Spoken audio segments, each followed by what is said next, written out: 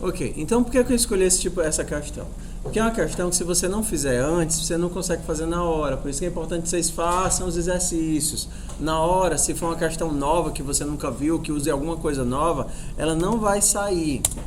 Vou usar aqui o Python só para a gente poder ver como é que ficaria. A gente tem um número, ok? Faz de conta que o meu número é 16.583.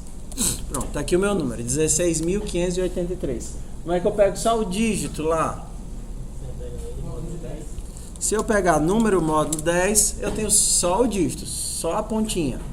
Só que o meu número continua 16.583. Como é que agora eu tiro o dígito para ficar só 1.685? Divido por 10. Então, se eu fizer número, recebe número, dividido por 10, eu vou ter... Ah, tá, porque aqui é divisão quebrada, né? Número dividido por 10. Ih, comeu mais um.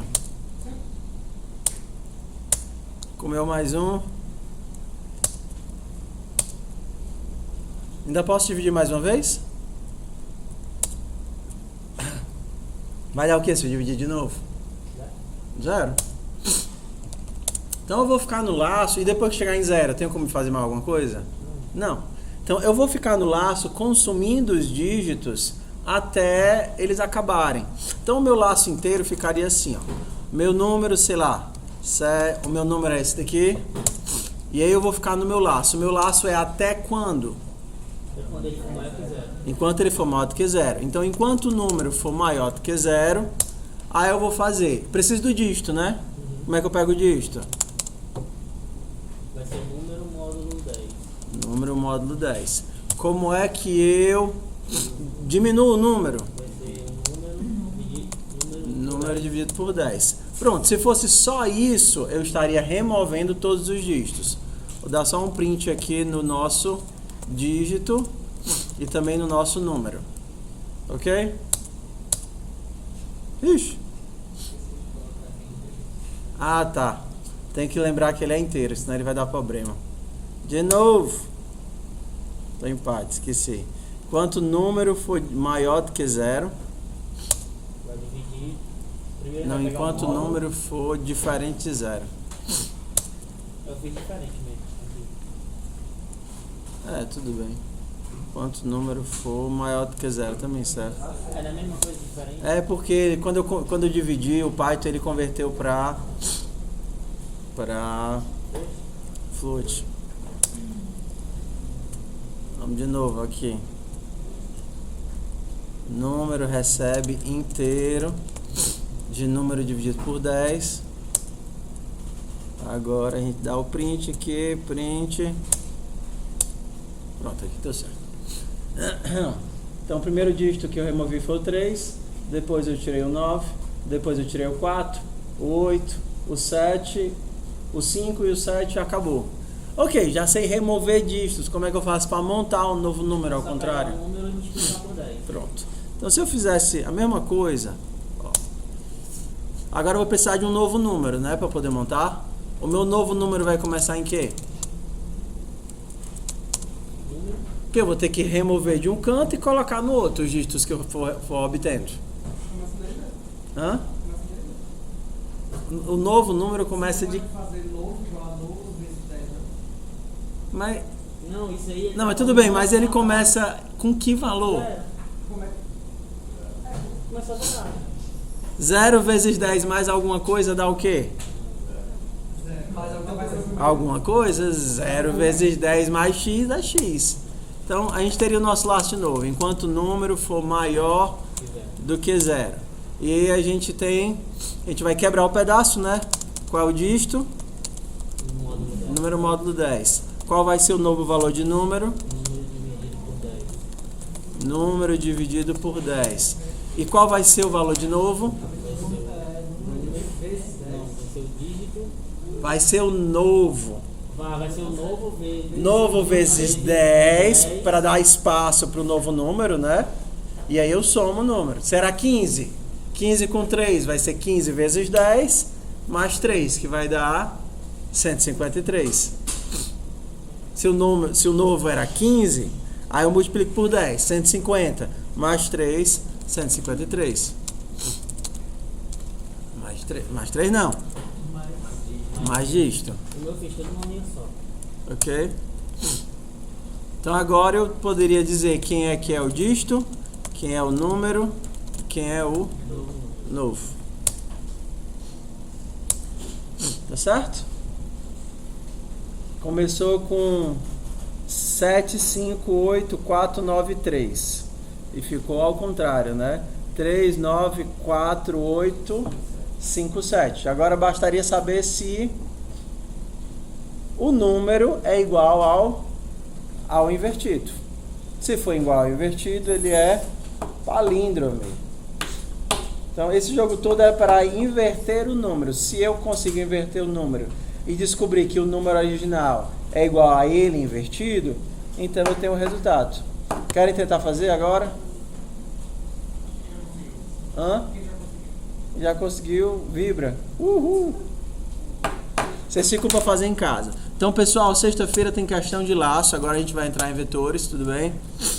Sexta-feira tem questão de laço. Não, de laço. Sexta-feira ainda é laço. E eu vou escolher a mais difícil que tiver lá. Vou olhar e pensar assim. Não sei.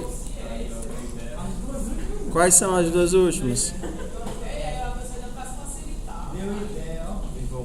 Vivo ou Morto e Trilhas. Deixa eu ver se elas são muito difíceis mesmo. Acho que não.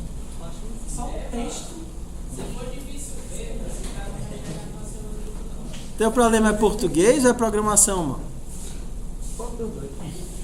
Professor, se o texto é grande eu não consigo fazer a questão porque eu canso. Eu canso só de ler. Eu vejo já. Ó, vocês têm um punhado de questões para fazer só. Deve ter umas 15, umas 10. Vamos fazer para tirar nota boa na prova. Bora aqui para vetores. S06E01. Vai ser sexta-feira, né? Sexta-feira.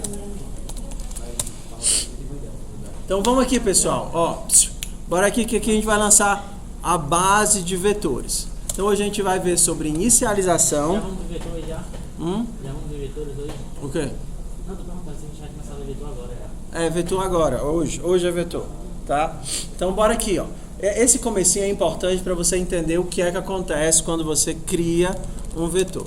Então, daqui a pouco você continua para os exercícios, ó. Primeiro a gente vai ter que ver o processo de inicialização e a gente vai debugar para entender o que é que um vetor é e entender também o que acontece quando a gente passa ele por função. Então, volta aí, volta para a tua cadeira, daqui a pouco a gente continua. Então, vamos lá. Para criar um vetor, eu preciso definir para ele um tipo. Por exemplo, posso dizer que é um vetor de inteiros. Só que algumas formas de criar vetores, tá certo? Primeira forma é essa daqui, ó. Primeira forma. Você diz o tipo, diz que ele é um vetor e diz de quantas unidades ele possui. Ele é um vetor de 5 unidades. Ok? Então eu tenho um vetor de 5 unidades. A segunda forma de a gente criar um vetor é assim. Eu crio um vetor e aí eu faço a atribuição diretamente. 1, 3, 2, 4, 5. Hã? Tá. Tá, isso daqui é outra forma de fazer um vetor. Aqui eu não preciso dizer quantas unidades eu tenho. O meu vetor vai ser um vetor de 6 unidades. Por quê? Porque tem 6 números lá dentro. Porque tem 6 números lá dentro. Se eu colocasse hoje, ele já ia aumentar. Exatamente. Se eu botar um outro elemento aqui, automaticamente meu vetor vira um vetor de 7 unidades. Uma outra forma de você instanciar um vetor é assim, ó. Você tem uma variável tamanho e cria um vetor baseado em tamanho.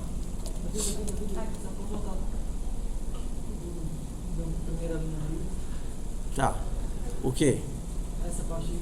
Aqui eu tô criando um vetor com 5 posições. Aqui eu estou criando um vetor com o tamanho da quantidade de parâmetros que eu passar. Aqui eu estou criando um vetor baseado numa variável. Você falou 3 formas de iniciar um vetor. 3 formas de iniciar um vetor. Tá? Onde você está declarando o seu vetor. Tá? Então, claro que se eu rodar esse código, ele vai dar um problema. Qual é o problema que ele vai dar? Não vai imprimir nada? Não. O que é que ele vai reclamar se eu tentar rodar esse código? Porque você não está recebendo nada ali. Não. Ele vai dizer, olha, você está reutilizando a mesma variável. A variável já foi criada. Aí ele não vai deixar porque você já criou o vetor. Oi. Se por acaso eu fosse criar um vetor com o tamanho que o usuário coloca, eu tenho que criar um vetor, a variável para receber o tamanho do usuário, aí eu tenho que dar o scanf. Não. Se você for ler do usuário, aí você teria que fazer assim, ó. Teria que ser desse jeito aqui. Tamanho, aí você lia o tamanho, Depois você declarava. aí depois você declara o vetor. Ok? Então, se você for fazer de um tamanho variável, você primeiro cria a variável, lê a variável e depois, se você tem o valor da variável, você cria o vetor. Vamos lá. Vocês lembram qual era o nome daquele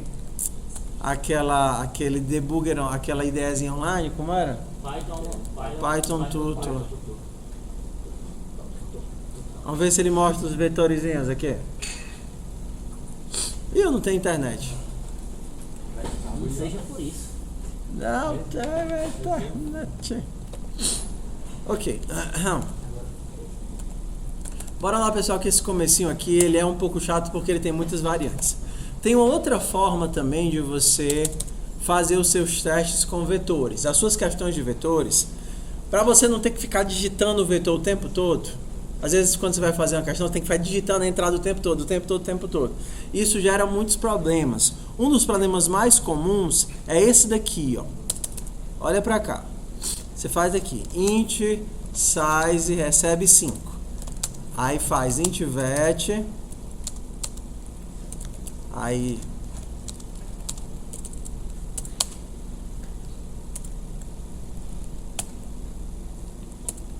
qual é o problema aqui? Você recebeu. Ele vai avisar que está errado? Não. Exato, porque quando você faz isso, você está inicializando as 4 primeiras posições e a quinta está deixando com lixo. Dependendo da ideia, você está deixando vazio. Mas você tem que colocar size ali dentro do vetor, né? Você precisa colocar size aí dentro, não? Não precisa. Precisa. Ah, sim. Precisa. Por isso que tá aí. Mesmo assim, você precisa colocar. Ele está criando uma variável size com valor 5 e o vetor está certo. Só que o que é o problema? O problema é que quando você usa a variável assim, sem querer você pega, e se por acaso eu botar assim, você esquece de alterar a variável e fica tudo bugado. Uma forma muito interessante de fazer o size ser dinâmico é esse daqui.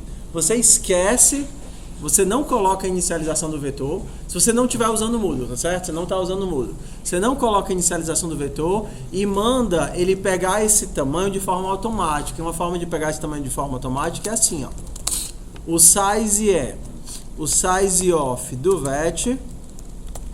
Size of do vet é quantos bytes tem o vet. No caso aqui tem 16 bytes, porque cada inteiro ocupa 4 bytes. Beleza? Só que eu tenho 16 números nesse vetor? Não. Quantos números eu tenho? 4. É size of de vet dividido por size of de... É um vetor de quê? Inteiros. Então, size of de int. A mesma coisa de você dizer... Quantas laranjas eu tenho nesse saco? O saco todo deu 1 kg e cada laranja são 100 gramas. Então é size of do saco, ou seja, o peso do saco 1 kg, dividido pelo peso da laranja, que é 100 gramas, vai me dar 10 laranjas. Ok?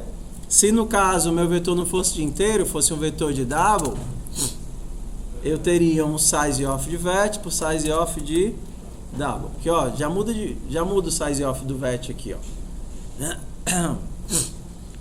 Deu 32 porque no double o size off é 8. Oi.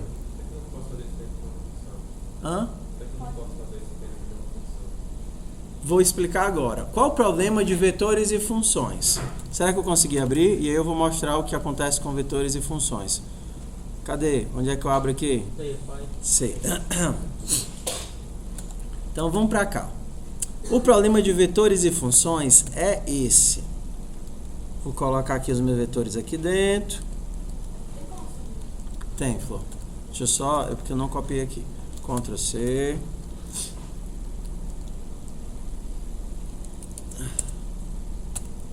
Estão todos os vetores diferentes. VET1, VET2, VET3. Ficou uma VET4 ali, e VET4. VET1, VET2, VET3, VET4. Vamos tentar visualizar a execução. Vamos ver agora como é que ele mostra os vetores. Ó.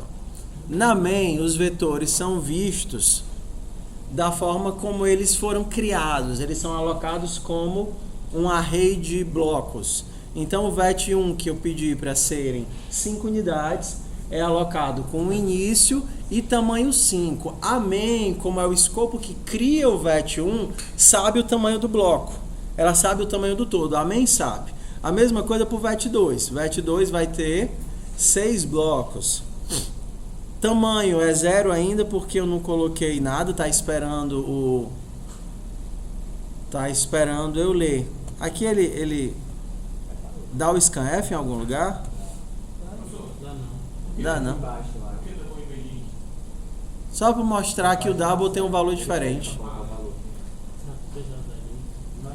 Dá para colocar isso daqui, o valor em algum lugar? Aqui com esse prego assim?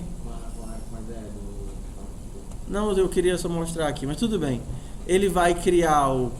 E aí o VET4 tem... Ó, o VET4 foi criado com um monte de lixo.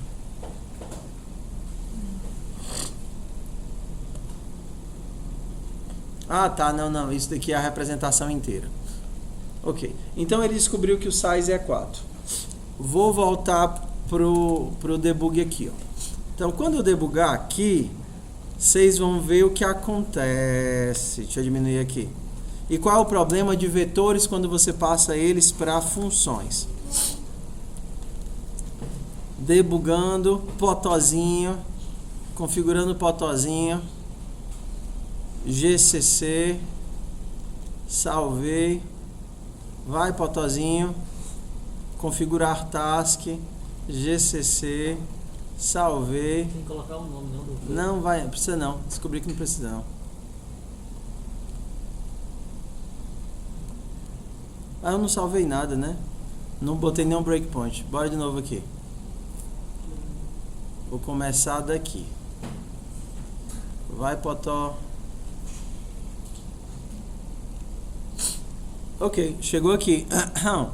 Então, na main eu consigo ver, ó. Aqui é o VET2. Estão todos os blocos inteiros, ó, aqui o lixo.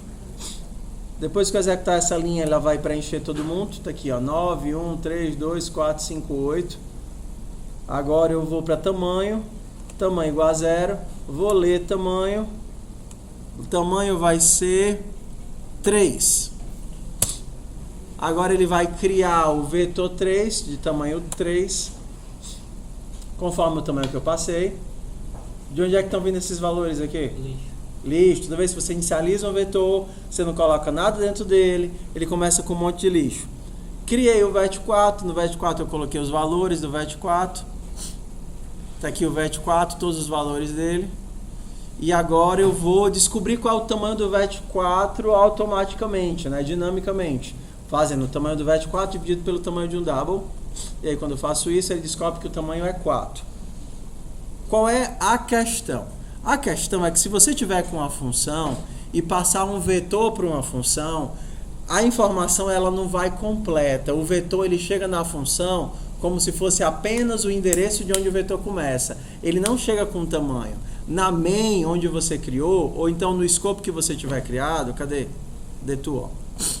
Como todos esses vetores eles foram criados na main, o escopo que cria o vetor sabe qual é o tamanho dele em memória. Mas quando você passa isso para uma função, a função não sabe mais. Essa é a limitação da linguagem. Então se eu fizer isso daqui, ó, int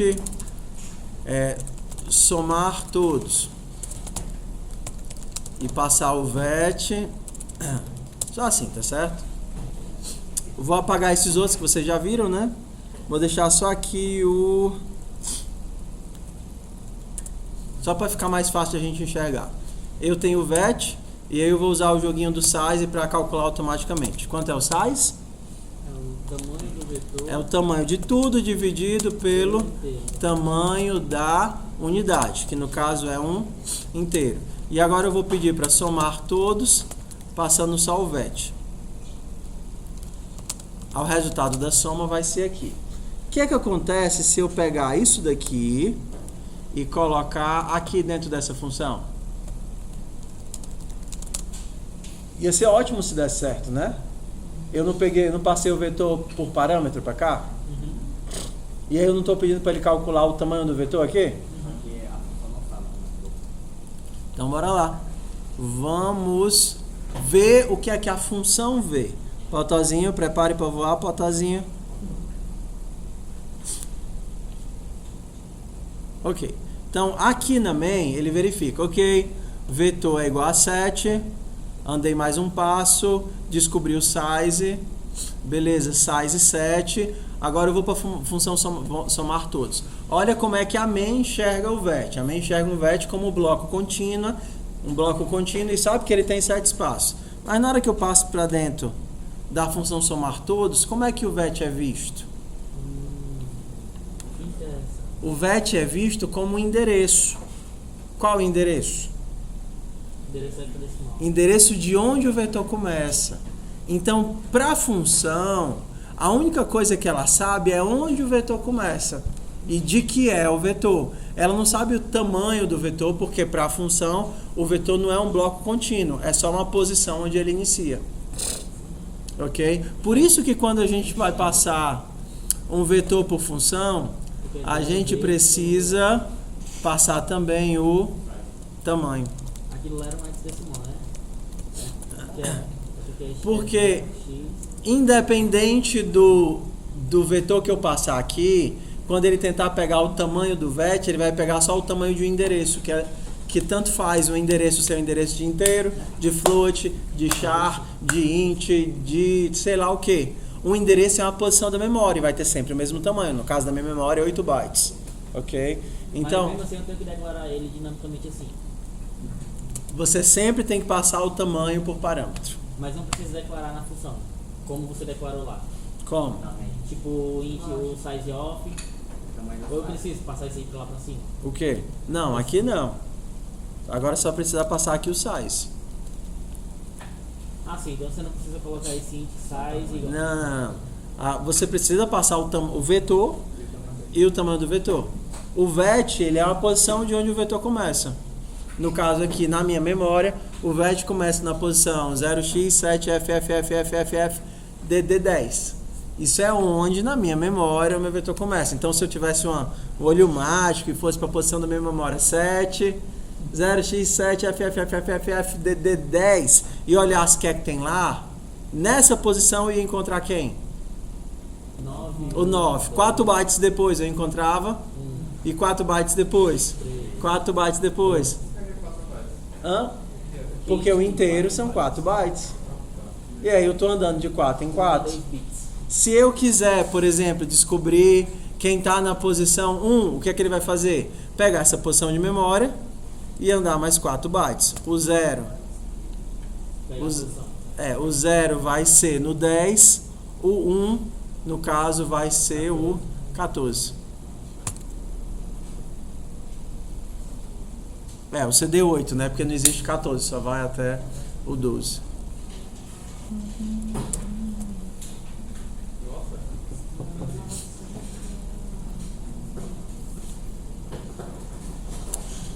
Ok, pessoal, então sempre quando vocês forem passar vetores para funções, eles têm que ir junto do tamanho. Sempre tem. Não, poderia ser outra ordem. A ordem não faz diferença, não. Não, quer dizer, na ordem que você coloca aqui embaixo. Ah, sim. Agora, se a ordem for assim, o size tem que vir antes. Tá? Então, tudo aqueles exercícios que vocês faziam com laço, vocês podem fazer com vetores. Porque todos são a mesma coisa. A diferença é que no vetor, às vezes, você precisa passear mais de uma vez pelo vetor. Por exemplo, uma atividade do Moodle que me pedisse para ler as alturas das pessoas e calcular a média. Leia N, que é a quantidade de pessoas, depois leia as alturas das pessoas e calcule a média. Eu preciso de vetor para fazer isso? Não preciso. Mas daria para fazer com vetor. Ó, preciso de tantas alturas, né? Quantidade. Aí eu leio a quantidade. Agora eu preciso saber como é que eu calculo a média.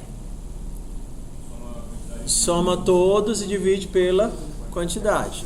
Então, int igual a 0 e menor do que qtd e mais, somo todos, né? Então eu vou precisar de uma variável para somar. Int não, porque dependendo da altura vai ser quebrado. Aí eu somo todo mundo. Soma. Tem que primeiro ler o número, né? Exato. Double número. O double tem mais precisão. Scanf. O double também tem número quebrado. Endereço de número. Agora você vai somar. Soma mais número. E aí no final, como é que eu calculo a média? Soma dividido pela quantidade. Agora, se ele quer saber quantas pessoas são maiores que a média. Você vai ter que fazer outro for e for. Ó, por exemplo, você tem todas essas pessoas aqui na sala. Aí você descobre que a média é 1,70. Aí você quer saber quantas pessoas são maiores que a média. Tem que fazer outro for? Não. Sim, você não tem que saber quantas pessoas são maiores que a média. Você vai ter que passar de novo por todas as pessoas. Agora você precisa de vetores. Agora você precisa de vetores. Porque você tem que ter armazenado cada... Para poder passar de novo. Porque se eu não usasse um vetor, Porque como você é que eu ia... recebeu e perdeu. Aqui eu recebi e perdi. Se eu não armazenar no vetor, como é que eu vou passar de novo por todas as pessoas para saber quem é menor do que 1,70? Não dá. Aí no caso do vetor, aí eu teria que fazer. Ao invés de só ler e jogar fora, eu teria que armazená-los num vetor. O meu vetor tem que tamanho? Depende da quantidade. Nesse caso aqui vai ser a quantidade. Quando eu estiver lendo, eu não vou mais ler no número. Eu posso ler logo no vetor. O elemento i0 vai para a posição 0 do vetor. Então aqui vet i. O elemento 1 vai para a posição 1 do vetor. O elemento 2 vai para a posição 2 do vetor. O elemento 3 vai para a posição 3 e aqui agora do vetor. Vet na posição i. Vet na posição i. Agora você faz outro for pra... Agora, como eu quero saber quantos são menores do que, depois de calcular, aqui vai ser a média, né? Double média, soma dividido por quantidade. Aí depois que eu tenho a média, lá se vai contar quantos são menores do que a média. Int cont 0.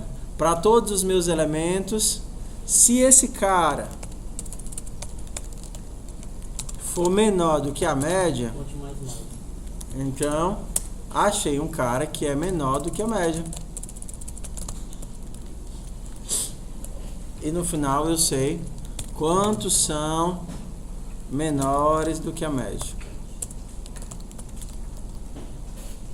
Nesse caso eu preciso de vetores porque eu sou obrigado a revisitar os meus valores mais de uma vez.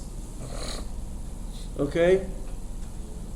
Então, vocês vão fazendo os exercícios de laço, treinem pro teste de sexta-feira, porque agora a disciplina começa a ficar interessante.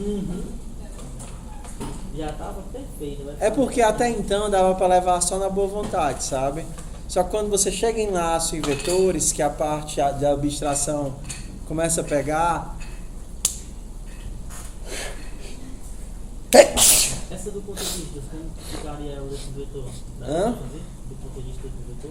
Não precisa. Agora vocês vão ter que fazer os exercícios. Muitos exercícios, muitos exercícios. Vamos lá. Então, deem o gás para fazer o exercício de laço. Agora é importante vocês serem inteligentes. Ficar ad eterno no exercício que você não entende não é inteligente. Você tenta o exercício, não conseguiu, você pede uma luz para alguém, vai lá na monitoria e pede uma dica e depois você continua o exercício, porque às vezes o cara trava mesmo e exige sei lá, uma criatividade, uma coisa assim que você não está conseguindo enxergar, e aí você perde um tempo desnecessário, tá? Não é para desistir de cara, olha, nem sei fazer, mas também dá para passar ali 1 hora caçando um ponto e vírgula, tá certo? 2 horas caçando um ponto e vírgula. Ok, pessoal? Você Então, foi chamada na semana passada. eita pau, deixa eu tentar fazer agora então.